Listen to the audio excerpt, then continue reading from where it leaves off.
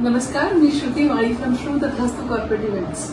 आज आपण आपल्या पॉडकास्ट विथ श्रुती या युट्यूब चॅनलवर एका आगळ्या वेगळ्या व्यक्तिमत्वालाच आणि एक स्पेशल गेस्ट त्यांचा प्रवास आपल्यासारखा अगदीच स्मूथ आणि छान असा काही झालाच नाही. त्यांनी हे एक असं खडतर आयुष्य जगलंय, एक सिंगल आई म्हणून. आणि त्यांनी अवघ्या 3 वर्षाचं त्यांचं बाळ असताना त्यांच्या मिस्टरांनी ह्या जगाचा निरोप घेतला आणि त्यांच्याबरोबर राहिली ती त्यांची 3 मुलं.